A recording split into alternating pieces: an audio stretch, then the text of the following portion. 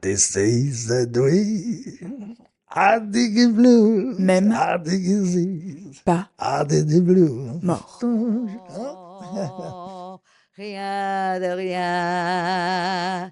Non, je ne regrette rien. J'aime bien celle-là. Même pas mort.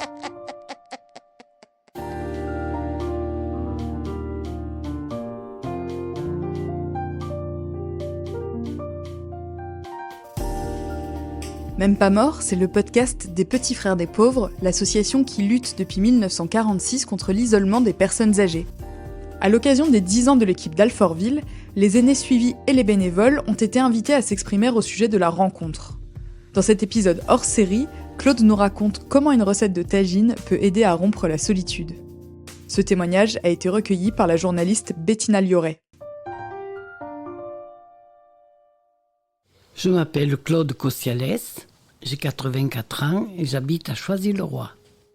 J'ai 2 filles, dont une qui vit en Australie, l'autre qui vit à Thiers, qui est tout près de moi, c'est celle sur qui je peux compter. Et sinon, j'ai des activités. Pour maintenant, j'en ai beaucoup moins à cause de ma possibilité de marche. Je suis née dans l'Ariège à Pamiers. Et après, j'ai vécu le restant de ma vie, avant de venir à Paris, à Quillan. Voilà, j'ai pas eu de chance parce que j'ai perdu ma maman à 3 ans. J'ai eu de la chance quand même parce que j'ai été élevée par la sœur de ma maman, avec son mari, ils avaient 4 enfants. Celle qui m'a servi de maman, c'est ma tante. Les sœurs de ma maman sont d'origine espagnole, puisque ma maman était espagnole, elle s'appelait Adoration. Et du coup, quand elle venait le dimanche, on faisait la paella et on mangeait tous ensemble. Au début, j'étais un peu gênée parce qu'on mangeait tous après la poêle avec les mains, avec les doigts. Bon, jusqu'à un certain moment. Mais c'était typique, ça me plaisait beaucoup. J'avais à peu près 80 ans quand j'ai commencé à sentir un peu la solitude.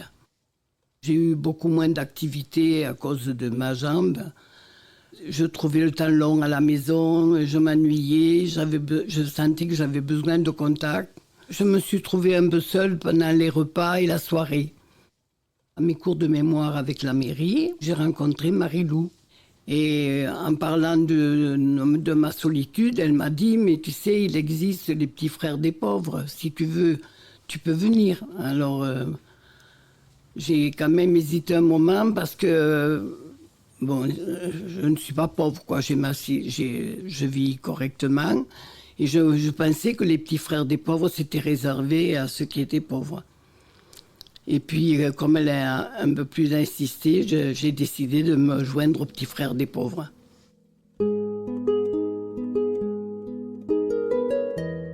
Alors, l'hiver dernier, je pense que c'est Stéphanie qui m'a téléphoné pour me demander si elle pouvait venir me voir avec Monia. Ce sont des bénévoles des petits frères des pauvres, que ça leur ferait bien plaisir si je voulais bien les recevoir, donc je les ai reçus.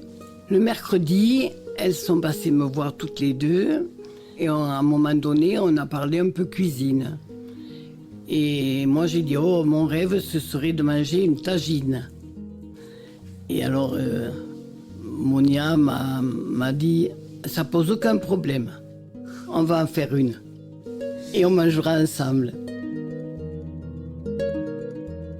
Le mercredi suivant, je me suis préparée un petit peu plus tôt parce que je savais qu'elle venait. Donc, quand la sonnerie de mon interphone a sonné, j'étais très contente et ça m'a fait vraiment plaisir. Et elles sont arrivées toutes les deux ensemble avec tout ce qu'il fallait pour préparer la fameuse tagine. On a commencé par laver les légumes. Elle a lavé la viande aussi parce qu'elle lave la viande avant. Et puis, elle s'est mise à cuisiner. C'est Monia qui a pris les devants. Et puis, après, quand elle a commencé à cuire et à mettre ses épices, évidemment, ça sentait très bon chez moi. Et ensuite, elle a mis la viande dedans et elle a tout fermé, elle a laissé cuire tranquillement. Pendant que Monia cuisinait, avec Stéphanie, on avait quand même pris un papier et un crayon pour bien noter ce qu'elle faisait pour pouvoir recommencer la recette. Moi, j'étais contente. Ça m'a fait vraiment plaisir de les avoir toutes les deux là et puis de penser qu'à midi, on allait être ensemble. Monia est très gentille, très serviable, à l'écoute. J'ai tout de suite sympathisé avec elle. Alors Stéphanie, je la trouve très discrète, très gentille. C'est vraiment quelqu'un de bien. Alors quand le tagine a été cuit, avec Stéphanie, on avait commencé à mettre la table. J'étais très contente et on s'est bien régalés toutes les trois.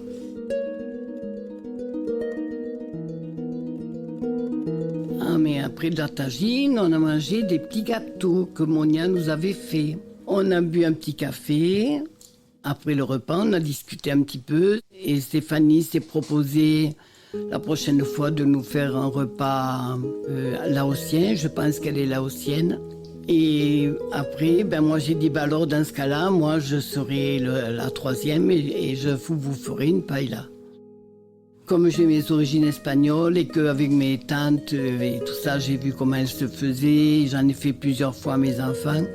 Donc je crois que je l'ai aimé.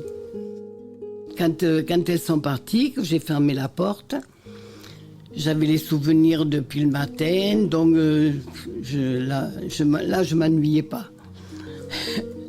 J'étais toute contente de ce qu'on avait décidé et je savais que j'allais les revoir probablement le mercredi d'après si elles n'étaient pas trop prises.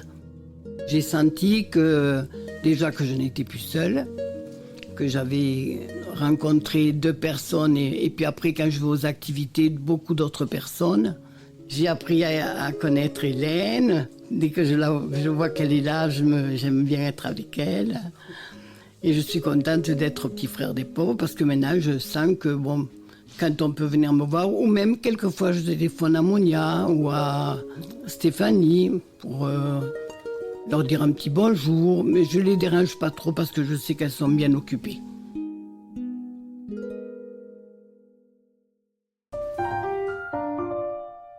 Même pas mort est un podcast proposé par les Petits Frères des Pauvres. Cet épisode hors série a été enregistré et réalisé par la journaliste Bettina Lioré. Si vous avez aimé ce podcast, n'hésitez pas à le partager, à le noter 5 étoiles sur les plateformes et surtout à en parler autour de vous. Pour aller plus loin, rendez-vous sur les réseaux sociaux et sur le site des Petits Frères des Pauvres. À très vite. Même pas mort.